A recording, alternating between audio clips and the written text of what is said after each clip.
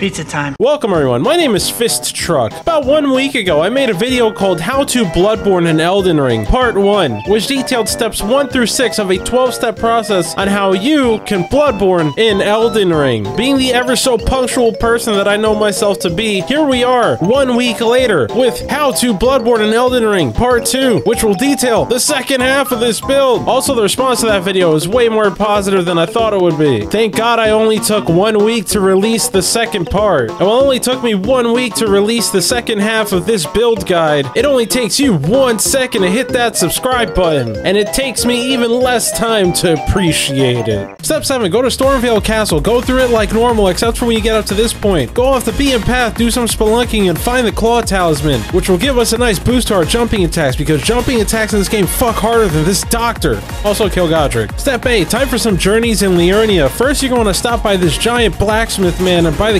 Carrion Filigree crest off of him. In order to be able to buy it off him, you gotta do all the stuff for Wolfman, so I wouldn't made a step out of doing his stuff. However, I already wrote 12 steps in the last video, and I don't want to add more steps because then I'd be lying in the past, but then again, I did say 1 week later in the previous video, so wherever I'm drawing this line is pretty flaky. Anywho, that crest will lower the FP cost of skills, which we will be using a lot. Also, much like Godric, go beat Renala's ass. Step 9, we're going to the volcanic cave in Volcano Land. If you come here as early as I did, prepare to run for your life and skip everything on the way to the boss. The boss is one of these weird dog queen thingies, except unlike the rest of them, this one's actually threatening. I really wasn't expecting to get punched in my pussy so fucking hard, but guess what? I got one shot. Once you beat her, you'll have the jar cannon. Step 10, we're gonna be taking a quick detour to the southern tip of New Jersey. You're gonna want to go to the bonfire right by the bridge that's in front of Redmane Castle and go up this tower over here. Make sure not to spend 10 minutes before this exploring the towers on the other side of the bridge and then feeling stupid that you could have just went on the wiki and seen the location of this 10 minutes prior to that happening.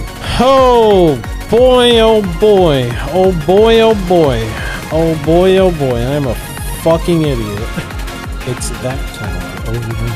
Anywho, climb this tower and get the Arrow Sting Talisman. This surprisingly comes in clutch considering how much we'll be using the crossbow. Step 11, time to get your ass open like a can of beans. Unfortunately, we have to get into the city, which in this case means that we have to fight this really angry motherfucker on a horse. Once again, no rush, but if you come here at the same time I did, every single one of his hits will one-shot you. Anywho, once you've headbutted the wall enough, run through the city, get to the bonfires right before the one gargoyle and the trumpet-wielding orbs, go down the stairs, hug the wall, and you'll find the cane sword right there.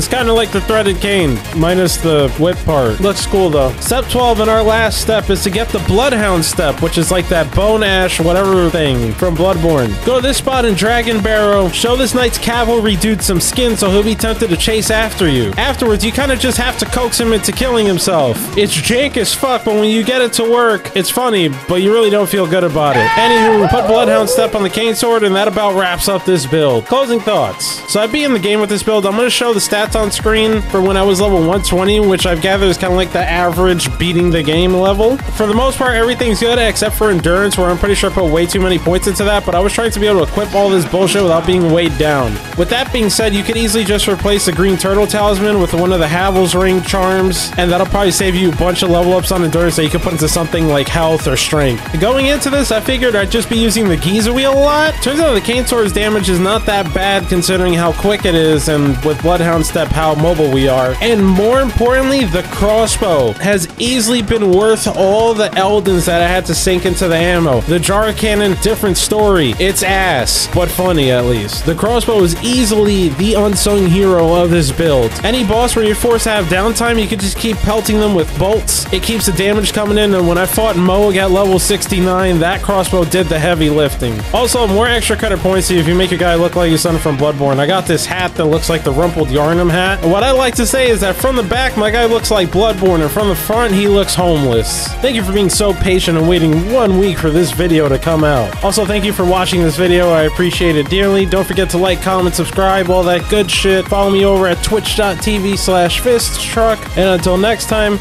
toodles!